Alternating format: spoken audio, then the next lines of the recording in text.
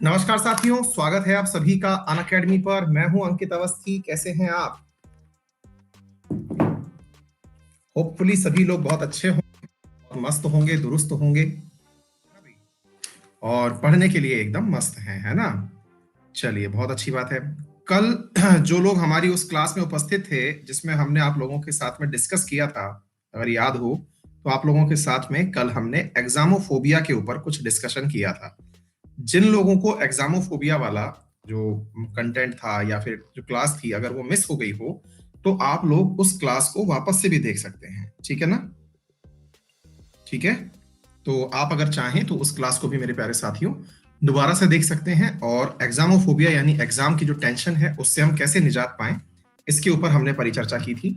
बहुत ही सार्थक चर्चा थी। विद्यार्थियों के अधिकांश प्रश्नों को उसमें हमने टैकल करने का प्रयास किया था। Very good afternoon.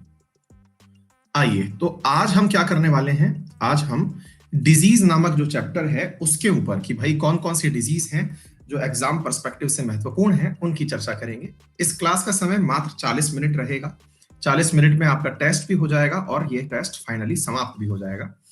कुछ जरूरी जानकारियां आप अभी हासिल कर लीजिए, भविष्य में काम आने वाली हैं। बुधवार से 1 बजे यानी कि इस क्लास के तुरंत बाद एक 40 क्वेश्चन का टेस्ट प्रैक्टिस सेट लेकर के आ रहे हैं, यानी कि फ्रॉम वेडनेसडे। ठीक है, 15 प्रैक्टिस टेस्ट लेके आ रहे हैं, ओनली 15, जिसमें सारे सब्जेक्ट होंगे। मतलब साल भर का करंट अफेयर 40 क्वेश्चंस और बिल्कुल आपके एग्जाम पैटर्न पर उनको लेके आया जा रहा है। उनमें प्रैक्टिस सेट में हम current affair, geography, history, polity, economy, खेल, स्पोर्ट्स, ये जितनी भी चीजें आप लोग पढ़ते हैं ना, इन सब से मेरा प्यारे साथियों एक 15 क्वेश्चन का 15 प्रैक्टिस टेस्ट की एक सीरीज लेके आ रहा हूं, जो कि फ्री ऑफ कॉस्ट होगी। अनअकैडमी पर आपको वो उपलब्ध होगी। ठीक है, उससे आप अपनी तैयारी जज कर पाएंगे कि भैया हम कहां पर मतलब चल रहे हैं, ये आप चेक कर लेंगे। ठीक है बेटा, चलिए तो शुरू करें आज के सेशन को। एक बार थम्स अप कर दीजिए, क्या मैं सभी को सही से सुनाई और दिखाई दे रहा हूं? इस वाले पोल में पार्टिसिपेट कर दीजिए, लीजिए। और 2 बजे आप लोगों की एक यूट्यूब क्लास होती है, ये आपको पता होगा ही, जिसमें आज हमारा टाइटल इकोनॉमिक्स के बारे में चर्चा करेंगे। साल भर की अर्थव्यवस्था जो करंट में रही हो, चाहे फिर वो वित्त आयोग की बात हो या फिर आरबीआई ने कोई नया नियम निकाला हो, उन सब की बातें आज आपके साथ में यहां पर की जानी तय हुई है। चलिए शुरू करते हैं। हाँ भाई, और ये याद कर लीजिएगा, रेफरल कोड अपना अंकित 10 है। यही क्लास में, स्पेशल क्लास में जब आएंगे फ्री क्लासेस में, तो आपको ये लगा के आना है। पेड क्लासेस में जाओगे तो इसकी वजह से 10% का डिस्काउंट मिलेगा। आज 2 बजे आप लोगों की इकोनॉमिक्स की क्लास है। ठीक हो गया, ये इकोनॉमिक्स है, कल यूनियन गवर्नमेंट है, परसों स्टेट गवर्नमेंट है, ये बता दिए। ये फ्री क्लास में आप बैठे हुए हैं। इस फ्री क्लास में आज आप डिजीज पढ़ रहे हैं, कल आप साइंस की स्टडी और इंस्ट्रूमेंट जिनके ऊपर क्वेश्चंस बनते हैं ये आप पढ़ेंगे। कल का जो टाइटल है ये रहेगा। आइए, पहला सवाल है, निम्न में से कौन एक वायु जनित बीमारी नहीं है? मेरे प्यारे साथियों, ये बिल्कुल साइलेंट टेस्ट के रूप में रखा जाए तो बेहतर होगा। आप कृपया करके कमेंट बॉक्स में आंसर ना दें, क्योंकि बहुत सारे विद्यार्थी ऐसे हैं जो कि अपना नॉलेज यहां पर चेक करने आते हैं। भैया, हवा से होने वाली बीमारियां कौन सी हैं, प्लीज बताएं, और कमेंट बॉक्स में आंसर ना करें। निवेदन है, इसे स्वीकार कर लें तो बहुत ही अच्छे विद्यार्थी कहलाएंगे आप, है कि नहीं? हाँ जी, मेरे प्यारे साथियों, अधिकांश विद्यार्थियों ने सही जवाब दे दी हैं।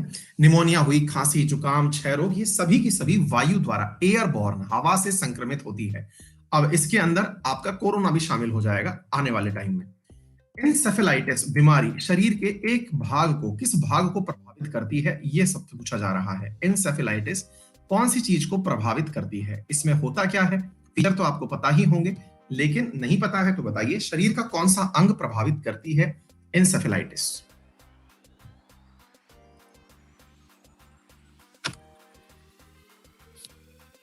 हाँ जी, बिल्कुल सही। मेरे प्यारे साथियों, इसे दिमागी बुखार कहा जाता है। ठीक है, तो दिमागी बुखार कहा जाता है और ये दिमाग को यानी कि मस्तिष्क को प्रभावित करती है। इसको आप याद रख सकते हैं।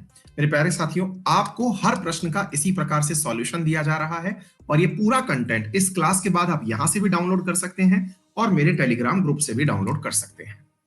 मिनीमाटा रोग किसके कारण होता है? मिनीमाटा डिजीज जो है वो किसके कारण होती है, ये आपसे पूछा जा रहा है।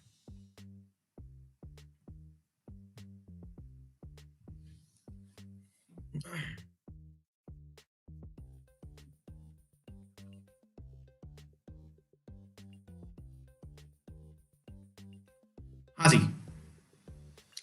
मेरे प्यारे साथियों, इस बीमारी का नाम जापान का एक शहर है जिसका नाम है मिनामाटा, उसके आधार पर पड़ा है। असल में मिनामाटा नामक स्थान पर पानी के अंदर होती है, इसकी वजह से बहुत ज्यादा पॉल्यूशन हो गया था और ये 1956 के अंदर देखी गई थी। और हुआ क्या कि जो मरकरी पानी में बढ़ा था, उस मरकरी को मछलियां कंज्यूम करती थी और मछलियों को खाने से जापानी लोग बीमार हो गए थे। तो यह है एक न्यूरोलॉजिकल मतलब बीमार था जिसकी वजह से दिमागी पागलपन हो जाता था। तो मेरे प्यारे साथियों, ये बीमारी एक दिमागी बीमारी के रूप में कंसीडर की जाती है। ठीक है, नेक्स्ट क्वेश्चन है।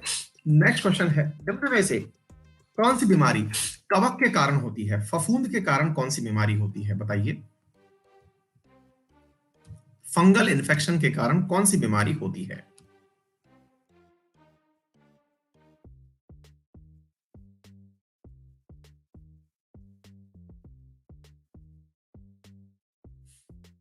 भैया देखिए, ये जो बीमारियों वाला चीजें है ना, बीमारी हुई, कल हमने आपको पढ़ाई थी, इसी प्रकार से जो भी विटामिन हुए, इनसे सवाल आता है। आप अगर इन्हें बहुत लाइटली लेके जाएंगे तो बहुत दिक्कत हो जाएगी। कृपया करके, मुझे अच्छा नहीं लग रहा है बिल्कुल भी कि 50% व्यक्ति ही सही जवाब दे रहे हैं। कृपया करके ऐसा ना करें। मतलब इसमें तो सब में कम से कम 90% से ऊपर आंसर सही चलना चाहिए। ऐसा ना करें मेरे प्यारे साथियों। आपके लिए गंजापन, दमा, दाद, खाज, एथलीट फुट, ये सारी की सारी बीमारियां जो है, ये फंगल इन्फेक्शन के कारण होती हैं। यूवी विकिरण के कारण कौन सा कैंसर होता है, ये पूछा जा रहा है। यूवी विकिरण के कारण, देखिए ये वो चीजें हैं जो 2-2 साल से आप लोग तैयार कर रहे हैं, इनमें मैं आपसे गलती एक्सपेक्ट नहीं करता। मतलब ये इतनी बेसिक चीजें हैं जो कि रट रटा करके साइड में फेंक देनी चाहिए थी, है ना। कृपया इसमें गलती मत करिए। मेरी आपसे बहुत ज्यादा उम्मीदें इसलिए जुड़ी हुई हैं क्योंकि आप बहुत सारे समय से तैयारी कर रहे हैं। कृपया करके इनमें गलती ना करें। हाँ जी, स्किन कैंसर होता है मेरे प्यारे साथियों इसकी वजह से। इसमें क्या होता है, यूवी विकिरण जो होती हैं, अल्ट्रावायलेट रेडिएशंस जो कहलाती हैं, ये दृश्य प्रकाश से छोटी वेवलेंथ रखती हैं, जिसके कारण शरीर की कोशिकाओं के अंदर इस प्रकार का वो मतलब फीचर पाया जाता है कि वो अत्यधिक ग्रोथ करने लग जाती हैं। कैंसर का मतलब होता है कोशिकाओं के द्वारा अत्यधिक ग्रोथ किया जाना। मनुष्यों में होने वाले आनुवांशिक रोग कौन से हैं, ये आपसे पूछा जा रहा है। बताइए, आनुवांशिक रोग कौन से हैं? हाँ जी,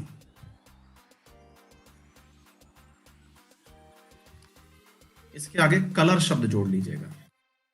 कलर ब्लाइंडनेस। बहुत बढ़िया। मेरे प्यारे साथियों, ये तीनों की तीनों बीमारियां जो हैं, ये क्या हैं? तीनों की तीनों बीमारियां आनुवांशिक बीमारियां हैं। आनुवांशिक होने का मतलब क्या हुआ? एक जनरेशन से दूसरी जनरेशन तक जाती हैं और ये क्रोमोसोम्स अटैच्ड होती हैं। बहुत सारी बीमारियां आनुवांशिक बीमारियों में आपको याद रखनी चाहिए, जैसे आपने मतलब कलर ब्लाइंडनेस तो याद कर ही लिया, ऐसे ही Turner syndrome, Klinefelter syndrome, haemophilia, mongolism, Patau syndrome, progeria, ये सभी ठीक है बेटा। लॉक चा यानी कि जो जबड़ा है वो लॉक हो जाता है, ये किस बीमारी का अंतिम चरण है? कि भैया ये आ गया, इसका मतलब काम अब तय है कि निकलने वाला है व्यक्ति। कौन सी चीज में है? मैं इसमें हिंट तो दे सकता हूं लेकिन फायदा नहीं रहेगा।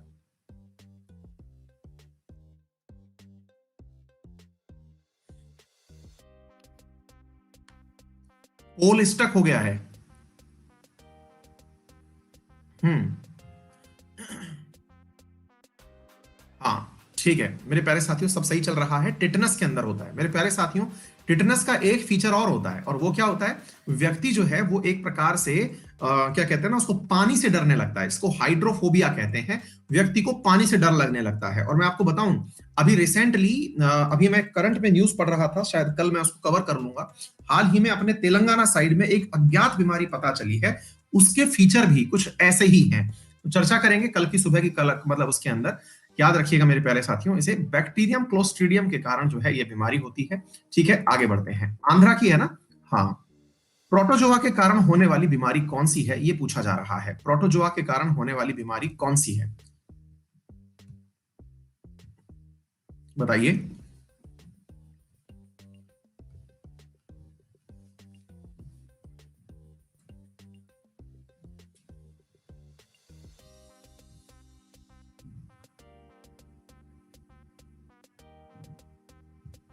बहुत बढ़िया।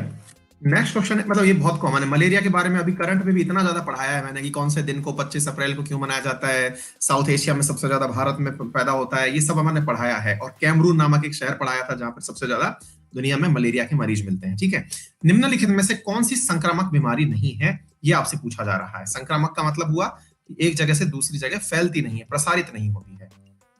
हाँ भाई, कुछ विद्यार्थी कह रहे हैं कि ऐप में बफरिंग हो रही है। अब किन किन को हो रही है ये तो कहना मुश्किल है, लेकिन फिर भी हम पोल कराने से ज्यादा बेहतर समझेंगे, एक बार रिफ्रेश कर देंगे ताकि जिनको लगता है कि उनकी वजह से रिफ्रेश नहीं हुआ है उनको अच्छा फील हो जाएगा। ठीक है, हाँ जी मेरे प्यारे साथियों, एक बार के लिए मैं रिफ्रेश कर देता हूं, थोड़ा सा बफर आएगा और बफर के बाद क्लास वापस रिज्यूम कर जाएगी। एक सेकेंड होल्ड करिए।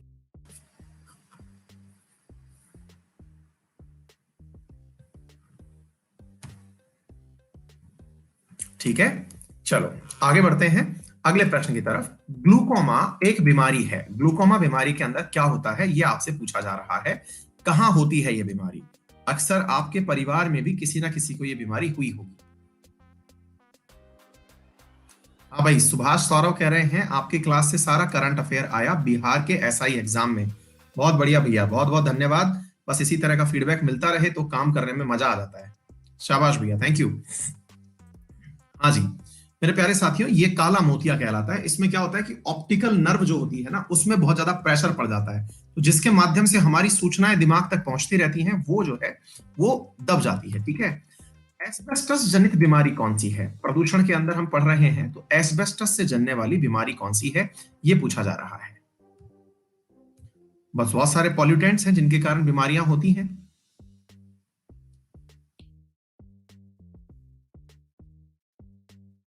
इसमें होता क्या है ना, अगर आपने एस्बेस्टस नहीं देखा है तो मैं बता दूं आपको।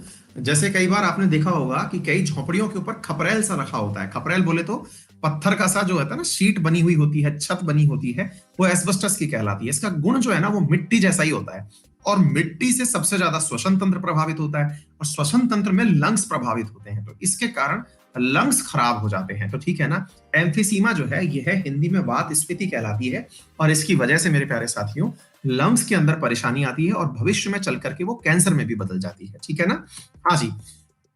एक्यूट एचआईवी सिंड्रोम क्या है? एक्यूट एचआईवी सिंड्रोम क्या है ये आपसे पूछा जा रहा है। अच्छा प्रश्न है, प्रश्न टीम हमारे आपके लिए बहुत अच्छे अच्छे प्रश्न लेके आ रही है।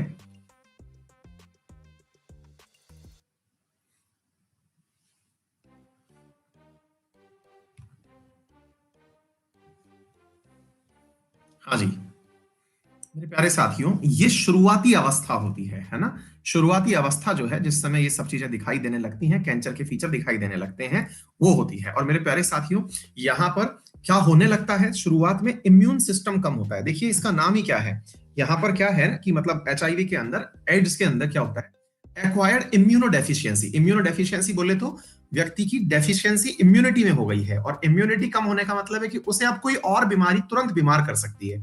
मतलब एड्स की वजह से व्यक्ति नहीं मरता, एड्स के कारण जो अन्य बीमारियां उसके ऊपर अटैक करती हैं उनके कारण उसका नुकसान होता है। ठीक है ना, किस कवक के कारण मनुष्यों में गंजेपन का रोग होता है? मतलब किसके कारण गंजेपन का रोग होता है ये आपसे पूछा जा रहा है। अब बता दो, बोले गुरुजी अभी बता दो हमको, ताकि भविष्य में हम अपना ध्यान रख लेंगे। अविनाश कह रहे हैं कि उनकी क्लास बहुत बफर हो रही है आज।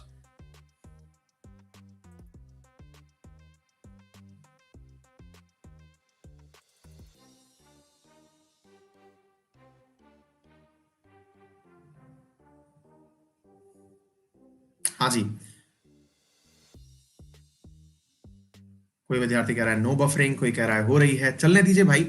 हाँ जी, टीनिया कैपेसिटिस के कारण मेरे प्यारे साथियों गंजेपन की बीमारी होती है। निम्न में से कौन सा कवक से होने वाला संक्रामक रोग है? कवक के कारण होने वाला, फंगस के कारण होने वाला, और वो बीमारी जो फैलती भी है, यानी कि एक जगह से दूसरी जगह तक प्रसारित भी होती है, वो बीमारी कौन सी है? देखिए दो चीजें समझिए। एक बीमारी होती है कॉन्जुगेट डिजीज, इन्फेक्शियस डिजीज। इसमें क्या होता है ना, ये बीमारियां किसी ना किसी कारण से फैलती हैं। जैसे मान लीजिएगा दो प्रकार की बीमारियों को बांटा जाता है, एक होता है कॉन्जुगेट और एक नॉन कॉन्जुगेट, संक्रामक और असंक्रामक। संक्रामक बीमारियां वो हैं जो किसी ना किसी माध्यम से, चाहे वो माध्यम हवा हो, पानी हो, कुछ भी हो, यानी कि भोजन हो, किसी ना किसी माध्यम से वो प्रसारित होती हो, तो वो होती हैं संक्रामक बीमारियां। दूसरी होती हैं असंक्रामक बीमारियां, यानी अच्छा संक्रामक बीमारियों के अंदर अगर हम उदाहरण बताएं जैसे कोरोना, ये एक व्यक्ति से दूसरे व्यक्ति में प्रसारित हो रहा है, दैट इज कॉन्जुगेट वैक्स। दूसरा जो होता है मेरे प्यारे साथियों वो होता है मतलब असंक्रामक बीमारी। इसमें क्या होता है, इसमें जिसको एक बीमारी है उसके छूने से, उसके साथ बैठने से, उसके साथ हाथ मिलाने से ये बीमारी नहीं होती है। ऐसे शब्द जो मैंने अभी हाल आपको बोले, ये आपने एड्स के विज्ञापन में सुने होंगे कि एड्स हाथ छूने से या साथ बैठने से और भोजन करने से नहीं फैलता है। ऐसा आप लोगों ने सुना होगा, कई बार दिखाया जाता है। तो एड्स हुई, डायबिटीज हुई, कैंसर हुआ, ये छूने से नहीं फैलता है, ठीक है ना। तो इस चीज के बारे में थोड़ी जानकारी रखें। आगे बढ़ते हैं। निम्नलिखित में से कौन सा उपार्जित रोग है, एक्वायर्ड डिजीज है। अच्छा, अब उपार्जित का मतलब क्या होता है भाई? उपार्जित का मतलब होता है, अब दो बातें समझिएगा यहां पर। एक चीज हुई आनुवांशिक, जो कि आपके चली आ रही है, यानी कि ये आपको अपने आप से परिवार के माध्यम से मिली हुई है, ठीक है ना। मतलब ये जन्मजात ना होकर के किसी अन्य जरिए से हो। दो बातें होती हैं मेरे प्यारे साथियों, बीमारियां दो प्रकार की होती हैं। एक होती है जन्मजात और एक होती है, अरे यार हम ऑप्शन गलत टिक कर दिए, माफी चाह रहे हैं, हम ऑप्शन गलत टिक कर दिए हैं, ठीक है ना। एक होती है जो आपको किसी इन्फेक्शन के कारण हुई, वो उपार्जित है। और अनुपार्जित यानी जिसको आपने, जैसे हिमोफीलिया है, ये हिमोफीलिया हुई, कैंसर हुई, कैंसर ये मधुमेह हुई, चेचक हुई, इनमें से ये वंशानुगत बीमारी है। और वंशानुगत बीमारी जो होती हैं ये जन्मजात बीमारी कहलाती हैं। इन्हें मतलब ये जो जन्मजात ना होकर के मतलब जो चली आ रही हैं वो वाली बीमारी होती हैं, ठीक है। और जो हिमोफीलिया जैसी जो बीमारी है ये आनुवांशिक बीमारी कहलाती हैं, अनुपार्जित कहलाती हैं। तो यहां पर आप याद रखिएगा, नॉट पूछा गया है, तो नॉट पूछा गया है तब तो हम ऑप्शन सही लगा दिए हैं। हम सोचे कि नॉट वाला ऑप्शन नहीं दिया गया है तो हम वहां गड़बड़ मार दिए। पूछा गया है not example of acquired disease, तो not example of acquired disease haemophilia सही है। हम क्या है खुद भी इस नॉट को नहीं देखे। हाँ जी, बाकी जो चीजें हैं ये सारी की सारी उपार्जित बीमारियां कहलाती हैं। निम्न में से कौन सी बीमारी हेलीमैंथ्स यानी कि कृमि के कारण होती है? हेलीमैंथीस के कारण जो है होने वाली बीमारी कौन सी है? कृमि के कारण होने वाली बीमारी। अच्छा प्रश्न है, इसे थोड़ा ध्यान से करिएगा और ये मालूम भी होना चाहिए। देखिए अल्टीमेटली इसका भी एक ही टेबल आपको पढ़ना होगा, जिसमें आपको यह पढ़ना होगा कि कौन सा कारक है, कौन सी बीमारी होती है, इसके लक्षण क्या है और इलाज क्या है।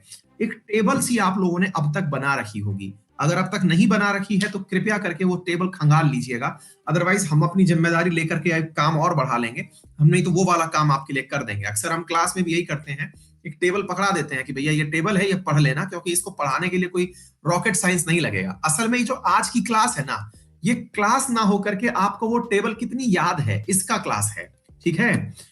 कुत्ते के काटने से होने वाले रेबीज रोग के टीके का विकास किसने किया था? भाई साहब, ये वो वाली चीज है ना कि जिसको लेकर के यहां समझ लीजिएगा कि वो बस में बिकने वाली जो 5 रुपए की किताब है उसमें ये चीज उपस्थित कर दी। टेबल डाल देना, हाँ हम दे देंगे। कल जो विटामिन वाली टेबल है वो भी दिलवा देते हैं आपको, और जो आपकी बीमारी वाली टेबल है ये भी हम दिलवा देते हैं, ठीक है। हालांकि हम अपने प्लस स्टूडेंट्स को दिलवाते हैं, ठीक है, लेकिन हम आपके लिए उपलब्ध करवा देंगे, उसको लोड मत लीजिएगा, कर देंगे। हाँ जी नेक्स्ट प्रश्न है आप लोगों के सामने मेरे प्यारे साथियों, लुईस पास्चर किए थे। हाँ सर, ये अपन जो बीमारी पढ़ाते हैं ना, इसका अपन एक टेबल बनवा के दिया करते हैं प्लस वालों को, अगर याद हो तो। वो टेबल दे देना ना बच्चों को, या थोड़ा दे देंगे, काम हो जाएगा, ठीक है। टेलीग्राम पे शेयर कर देना, है ना। मतलब उसमें वो कौन सा कारक है, किस कौन सी बीमारी, क्या उसका इलापट बना, अपने पास पूरी बना रखी है अपन ने टेबल ना। और एक वो विटामिन वालों को भी दे देना यार, मुफ्त में बच्चे जो है ना, कोई बात नहीं, करा देते हैं, ठीक है। चलो चलो, ओके सर, थैंक यू। क्या हमने अपने प्लस वालों के लिए एक्सक्लूसिव रखा हुआ है उस चीज को, लेकिन हम आपको उपलब्ध करा देंगे, उससे बाहर कुछ नहीं जाएगा, उस टेबल को घोट पीट जाइएगा, ठीक है। हाँ जी, तो मेरे प्यारे साथियों 72 घंटे के अंदर ये मतलब वैक्सीन लगाना होता है, सब कुछ नहीं है इसके अंदर। आगे बढ़िए। निम्न में से किसने सर्वप्रथम यह बताया कि मलेरिया का वाहक मच्छर होता है?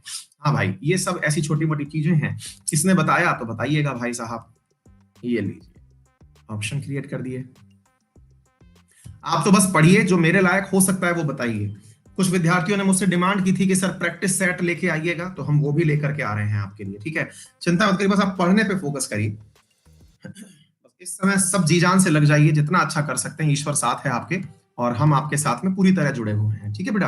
हाँ भाई, ये भैया रोनाल्ड रॉस थे जिन्होंने बताया था कि मच्छर के काटने से ऐसा होता है ना। और यहाँ पर यही थे जिन्होंने बताया था कि मादा खच्चर जो है, मादा मच्छर जो है वो खून से पोषण लेती है, जिसके कारण ये होता है। नर मच्छर के कारण ऐसा नहीं होता है। ये बताए थे कि मादा मच्छर जो है रात को ही डंक मारती है। ठीक है। टिटनस रोग के कारण मनुष्य का कौन सा अंग प्रभावित होता है? टिटनस रोग जो है उसके होने से मनुष्य का कौन सा अंग प्रभावित होता है? टिटनस में क्या होता है? हम बताएं ना, आपको डर लगने लगता है, हाइड्रोफोबिया हो जाता है। हाँ बेटा नेहा, उसके अंदर है ना प्रॉपर तरीके से जो टेस्ट सीरीज हम लेके आ रहे हैं, 15 टेस्ट लेके आ रहे हैं स्टैटिक जीके का, उससे अपना ईगो मत जोड़िएगा। बस ये मान के चलिएगा कि सीरियसली देनी है बिना नकल के, उसमें कोई पैसा वैसा तो बांटने वाले हैं नहीं हम आपको, है ना। उसको सिंसियरली दीजिएगा। वेडनेसडे से शुरू कर रहे हैं हम। हाँ जी। निम्नलिखित में से कौन सी बीमारी प्रोटोजोआ के कारण होती है? निम्नलिखित में से कौन सी बीमारी प्रोटोजोआ के कारण होती है, यह पूछा जा रहा है। अब आपको ये टेबल जो है वो रटनी है ढंग से, है ना, जिसमें हम आपको ये उपलब्ध करवाएंगे प्रोटोजोआ जनित रोग कौन से हैं। इवन हम एक प्रयास और करेंगे, मतलब हालांकि फिर से हम वादा नहीं कर रहे हैं, अदरवाइज आप पीछे पड़ जाएंगे। इसका शॉर्ट ट्रिक वाला जो टेबल है ना वो भी करवा देंगे, शॉर्ट ट्रिक वाला। लेकिन उसके पीछे पीछे मत पड़ जाइएगा हमारे कि सर अभी करवाइए टाइप से ना, कर देंगे। शॉर्ट ट्रिक भी दिलवा देंगे ताकि आप रट लीजिएगा उससे। ठीक है। हाँ जी, तो मेरे प्यारे साथियों, ये सारी की सारी जो चीजें हैं ये प्रोटोजोआ जनित है। नेक्स्ट है अतिसार रोग, जो घरेलू किस चीज के कारण प्रसारित होता है, जिसमें से यहां पर घाव हो जाता है और ये बच्चों में अधिक होता है। तो ये पूछा जा रहा है कि जो डायरिया है ये किस कारण होता है, और हमें नहीं लगता कि आप में से किसी भी व्यक्ति को डायरिया का अनुभव ना हुआ हो अब तक। हाँ, जिनको ना हुआ हो उन्हें बस पता नहीं होगा कि उन्हें डायरिया हुआ है, लेकिन हाँ, हुआ जरूर होगा मालिक, है ना। अरे लूज मोशन भैया। हाँ। ठीक है।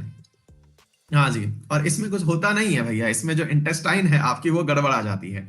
और ऐसा होता है कुछ भी आप गड़बड़ सड़बड़ खा लिए, कहीं बाहर का सड़ा भूसा खाना खा लिए, तो सबसे पहले जो है वो उसके कारण हो जाता है। इसका जो प्रसार है, यानी कि इधर से उधर जाती कैसे है, तो मक्खी जो होती है ना, वो इधर से उधर जहां बैठती है वहां गंध मचाती फिरती है। आगे बढ़ते हैं। फाइलेरिया, जिसे हाथी पांव भी कहते हैं, में होता क्या है? फाइलेरिया के अंदर क्या होता है? बहुत ही प्यारे प्रश्न बनाए हैं आपके लिए भाई।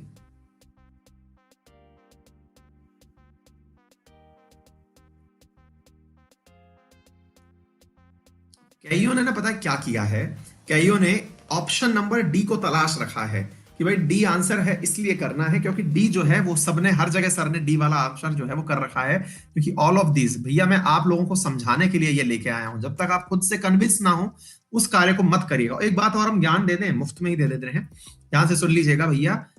गलत प्रैक्टिस मत करिएगा, मतलब गलत आंसर टिक करने की प्रैक्टिस मत लगाइए। अपने आप को गुस्ताख मत बनाइए। गुस्ताख मतलब समझ रहे हैं कि अपनी हदों को मत लांघिए। ऐसा मत करिए कि चलिए टप्पा मार लेते हैं। बेटा इसका इतना नुकसान होगा पेपर में इस हैबिट का, अगर नहीं आए तो टप्पा मत मारना, नहीं तो वो टप्पा जो है ना तुम्हें वो जीवन में टप्पा खिलाएगा, फेल हो जाओगे। ठीक है। आए तो करो, नहीं तो मत करो। विडाल टेस्ट का उपयोग किस संभावना की जांच के लिए किया जाता है? हाँ भाई साहब, विडाल जो टेस्ट है इसका उपयोग कौन सी बीमारी की जांच के लिए किया जाता है? एक विद्यार्थी कह रहे हैं ई ऑप्शन भी दो। अरे मत लो ना भाई ई ऑप्शन, अपने हाथ को रोको ना कि नहीं करना, नहीं आ रहा तो छोड़ो। और कम से कम पेन से लिखते चलिए, एक दो तीन चार सारा नंबर लिख लीजिए, 40-45 क्वेश्चन कुल मिला के होते हैं, है ना। हाँ जी। नेक्स्ट क्वेश्चन है मेरे प्यारे साथियों, एलिजा टेस्ट किस रोग की पहचान के लिए होता है? और जिन विद्यार्थियों ने तैयारी कर रखी है वो समझ चुके होंगे कि हाँ सर प्रश्न बहुत सही हैं, क्योंकि इसी प्रकार के पेपर में प्रश्न पूछे जाते हैं।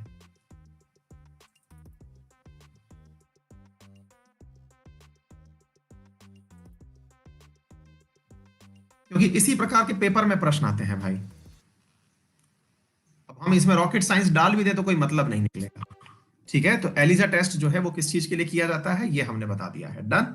चलिए आगे बढ़ते हैं मेरे प्यारे साथियों। मायोपिया से क्या तात्पर्य होता है? मायोपिया जो है उससे क्या अर्थ निकाला जाए? इसे अब हिंदी बड़ी पढ़िएगा भैया इसकी, है ना, अंग्रेजी मत पढ़िएगा।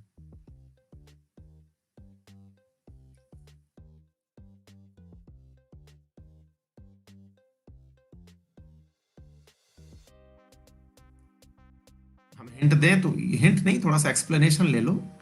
ये वाला जो लेंस का प्रकार है ये कॉनकेव लेंस कहलाता है, और ये वाला जो लेंस का प्रकार होता है ये कॉन्वेक्स प्रकार का कहलाता है।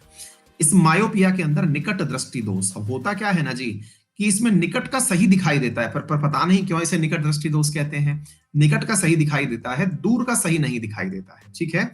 और फार साइटेड के अंदर दूर का सही दिखाई देता है लेकिन निकट का नहीं दिखाई देता है। पहले वाले के अंदर कॉनकेव लेंस का उपयोग किया जाता है, यह चीज आपको याद रख लेनी चाहिए, ठीक है।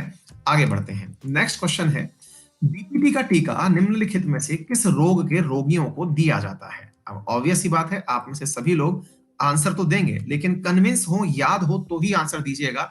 इसलिए नहीं कि यहां सर ने ऑप्शन बढ़िया बनाया है, लेकिन कोई माना ही नहीं हमारी बात तो। हाँ भैया राजपूत, एग्जामोफोबिया वाली क्लास सही लगी? वो क्लास सबको देखनी चाहिए, मतलब वो बहुत ही प्रैक्टिकल अनुभव बताए हैं। जो कल की क्लास में थे वो जरूर देखिएगा, जो नहीं थे वो आज भी देख सकते हैं, है ना। उसमें बहुत सारी प्रैक्टिकल चीजें बताई हैं, आप उन्हें मान लीजिएगा तो बहुत फायदा होगा। डिप्थीरिया, टिटनस एंड पर्ट्यूसिस तीनों रोगों के लिए किया जाता है। एपिडर्मिक रोग किससे संबंधित होते हैं? एपिडर्मिक रोग किससे संबंधित होते हैं? अब भैया इस शब्द का बायोलॉजिकल मीनिंग जो जानता होगा वो ऑटोमेटिक आंसर कर देगा, इसमें कोई बहुत बड़ी बात नहीं है।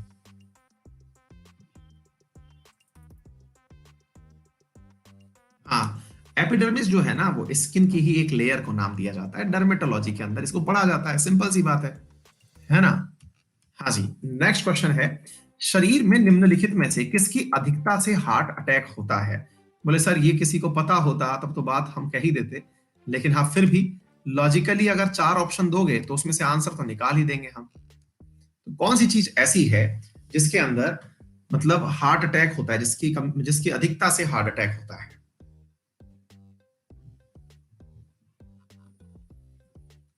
Thank you Satya, Pradeep thank you भैया।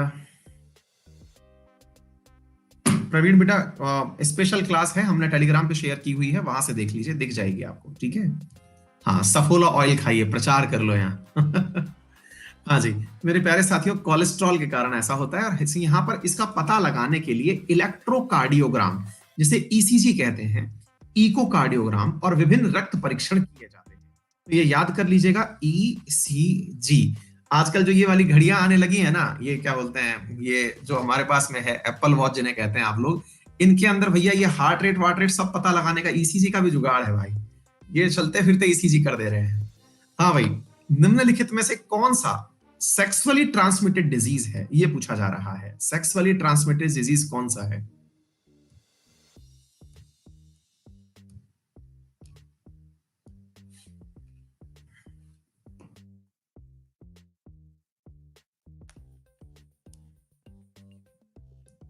जी हाँ मेरे प्यारे साथियों, ये जो है ये गोनेरिया नामक जो बीमारी है, ये सेक्सुअली ट्रांसमिटेड रोग, मतलब जो बाकी 3 बीमारियां हैं, एड्स, सिफिलिस, संचरित रोग नहीं है, ये पूछा गया था। तो ये 3 तो जो है ये आपके मतलब सेक्सुअली ट्रांसमिटेड बीमारियां हैं। टाइफस नहीं है बस, है ना। नेक्स्ट क्वेश्चन है, निम्नलिखित में से किस रोग का संबंध गंभीर रूप से सोच व याददाश्त के खोने से है? हाँ जी, कौन सी बीमारी ऐसी है जिसमें व्यक्ति की याददाश्त चली जाती है? सामान्यतया बड़े बुजुर्गों को होता है ये।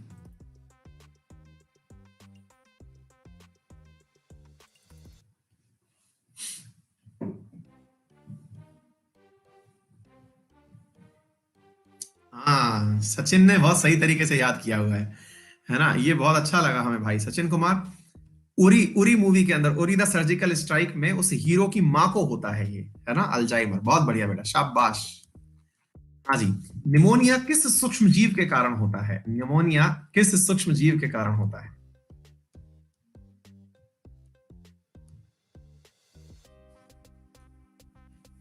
बहुत बढ़िया वैष्णवी, अच्छा लगा। मतलब यही है दिमाग की अपनी जो मतलब पॉजिटिविटी है ना, कि हम चीजों को रिलेट करके याद करते हैं और वो बहुत लंबे समय तक याद रहती हैं। हाँ जी बेटा, ये बैक्टीरिया के कारण होता है और ये डिप्लोकोकस न्यूमोनी है। मतलब ये आपसे एक्सपेक्टेड नहीं था कि आप इस क्वेश्चन को गलत करेंगे, ठीक है बेटा। निमोनिया के अंदर खांसी, जुकाम, सीने में दर्द आदि यही कैरेक्टर होते हैं, और जो कोरोना है ना, इस कोरोना के अंदर भी यही चीज बिगड़ जाती है। यानी कि कहते हैं कि कोरोना अगर किसी को हुआ हो तो वहां पर न्यूमोनिया बिगड़ जाता है, यानी कि कहते हैं ना कि खांसी जुकाम की परिस्थितियां बिगड़ जाती हैं, लंग्स में इन्फेक्शन हो जाता है, फाइनली लंग्स में पानी भर जाता है। हाँ जी, एमएमआर का टीका किस बीमारी के लिए दिया जाता है? एमएमआर टीका जो है वो किसके लिए दिया जाता है? एमएमआर है क्या?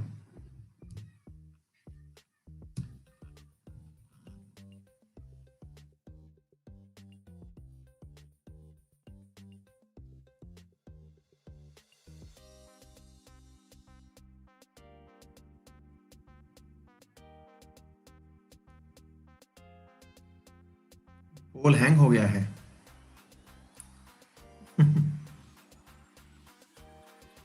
हाँ जी, नेक्स्ट है मेरे प्यारे साथियों, मानव नेत्र में दूरदृष्टि दोष को यह भी कहा जाता है, क्या कहा जाता है? दूरदृष्टि रोग को किस नाम से जाना जाता है? एक तो मायोपिया, तो अभी थोड़ी देर पहले पढ़ा ही है हमने। बहुत बढ़िया Rajesh Saini, all the very best भैया।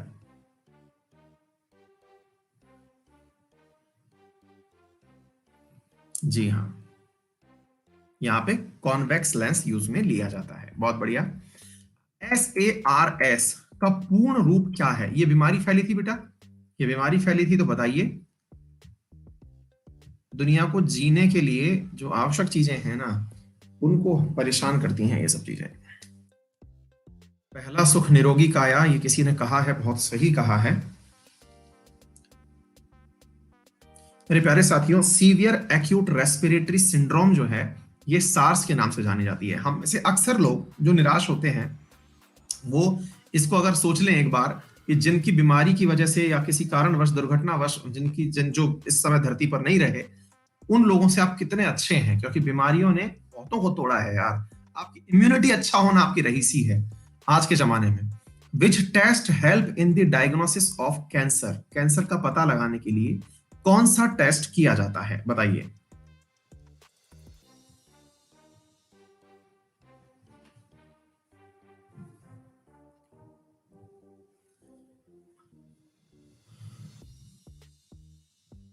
योगेश भाई बहुत बढ़िया। विशाल बहुत सारा आशीर्वाद भैया, बहुत अच्छा करके आओ, है ना। और किसी भी प्रकार की चिंता मत रखिए, एग्जाम में सब अच्छा होगा बेटा। आगे आगे बढ़ते हैं। BCG का टीका किस रोग के प्रतिरोध में लगाया जाता है? BCG कौन सी बीमारी से बचने के लिए लगाया जाता है, ये आपसे पूछा जा रहा है।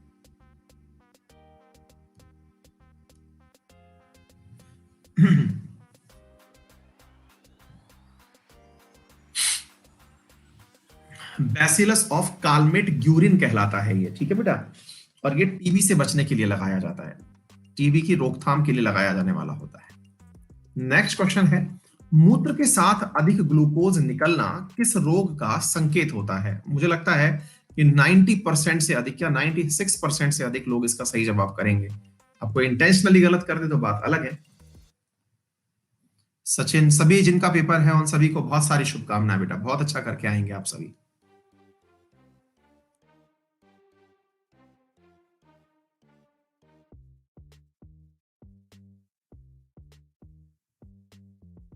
हाँ जी, डायबिटीज, ठीक है। हाँ जी, अब देखिए इसकी वजह से ग्लूकोज के अंदर, मतलब मूत्र के अंदर ग्लूकोज की मात्रा बढ़ती है, और ये जो है इंसुलिन के कारण कंट्रोल होता है। पैंक्रियाज, जिसको आप अग्नाशय कहते हैं, वहां से ये पैदा किया जाता है इंसुलिन, है ना। और इसी की मात्रा के अंदर जो कमी और बढ़ती होती है, इसी से ही शुगर कंट्रोल होती है ब्लड के अंदर, और अल्टीमेटली ब्लड की वजह से फिर यूरिन के अंदर। एवियन इन्फ्लुएंजा, बर्ड फ्लू, ये बहुत बहुत बार पूछा जा चुका प्रश्न है ना। इस बर्ड फ्लू के अंदर जो वायरस का नाम है वो कौन सा है? अब क्या है कि इसके अंदर कंफ्यूजन ये होता है कि यहाँ पर जो वीजा है, H1B वीजा जो है, वो भी कई बार लिख दिया जाता है ऑप्शंस में, H1B। अब बच्चा जो है वो वहां से कंफ्यूज हो जाता है, ठीक है ना।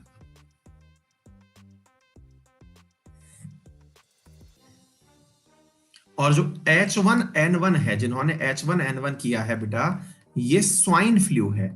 कंफ्यूज मत होइएगा, ये स्वाइन फ्लू है, ये जो है ये आपका बर्ड फ्लू है, ठीक है, कंफ्यूज मत होइएगा।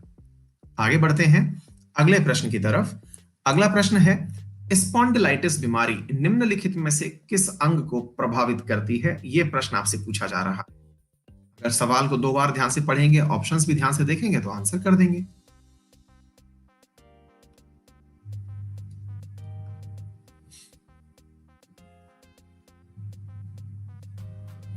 हाँ जी, इसमें होता क्या है मेरे प्यारे साथियों, जो व्यक्ति है इसकी जो रीढ़ की हड्डी है वो इसकी वजह से कमजोर हो जाती है। जब रीढ़ की हड्डी कमजोर हो जाती है तो व्यक्ति ज्यादा समय तक बैठ नहीं पाता और यहाँ पर हड्डियां जो है वो कमजोर हो जाती हैं। ठीक है बेटा। हाँ जी, नेक्स्ट क्वेश्चन है, कैंसर अस्थिमज्जा के कौन से भाग को प्रभावित करता है? कैंसर जो है वो बोन मैरो के कौन से हिस्से को प्रभावित करता है या किसके कारण से होता है? कैंसर के बारे में आज काफी ज्यादा क्वेश्चन हो चुके हैं। बोन मैरो ट्रांसप्लांट क्या होता है अश्विनी? जो बोन मैरो यानी कि अपनी हड्डियां है ना, उनके बीच में कुछ मतलब तरल पदार्थ बढ़ा रहता है, उसको ट्रांसप्लांट मतलब उसको बदलना जो है वो बोन मैरो ट्रांसप्लांट कहलाता है। ठीक है बेटा। हमारे शरीर में जो व्हाइट ब्लड सेल्स हैं, उन व्हाइट ब्लड सेल्स की अगर संख्या अचानक बढ़ने लगे तो उसे ही हम ल्यूकेमिया यानी कि रक्त कैंसर के नाम से जानते हैं। ठीक है, तो ल्यूकेमिया जो है वो और बोन मैरो जो है वहां पर इसका अनुपात 600:1 होता है। नेक्स्ट क्वेश्चन है, निम्नलिखित में से कौन जीवाणु बैक्टीरिया जनित बीमारी नहीं है? निम्न में से कौन सी बीमारी जो है वो बैक्टीरिया जनित बीमारी नहीं है?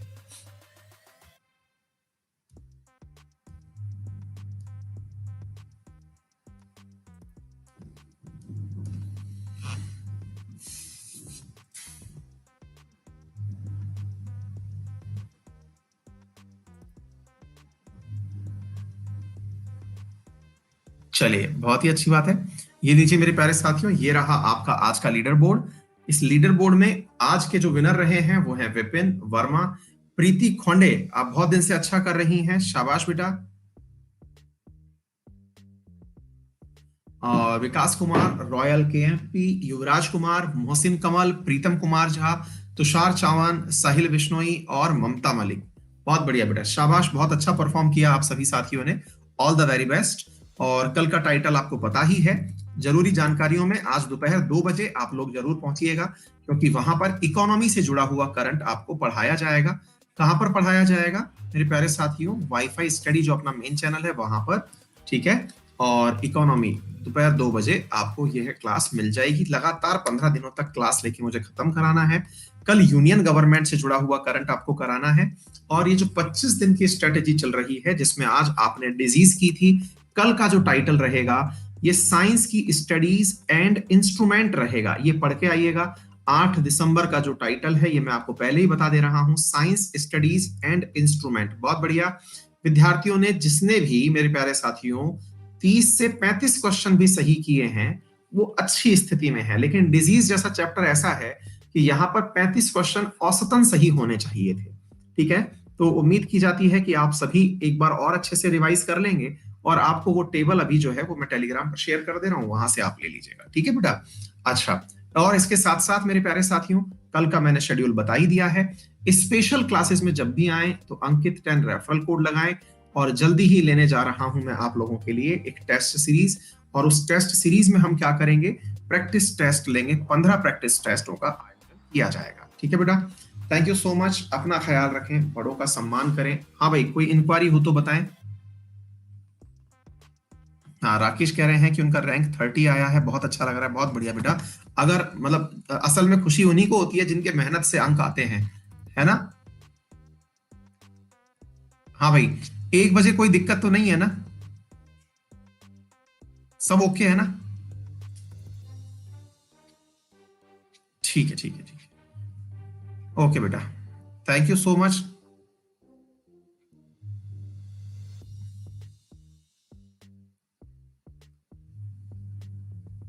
अच्छा, नीरज सर की क्लास होती है?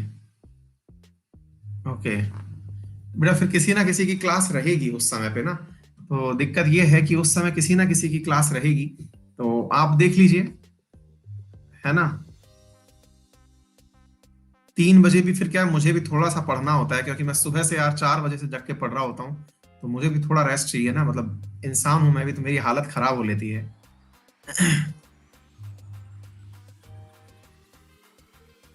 11 बजे? 11 बजे? पर 11 बजे फिर आपकी और क्लासेस फंसती हैं, सबकी कोई ना कोई क्लास फंसती ही है। 1 बजे सही है ना? ठीक है। ओके, बुक्स एंड ऑथर्स मिलेगा बेटा, बुक्स एंड ऑथर्स की भी क्लास आएगी, ठीक है। हाँ प्रदीप, करते हैं भैया, करते हैं, बिल्कुल करते हैं। चलो ठीक है, thank you so much, take care.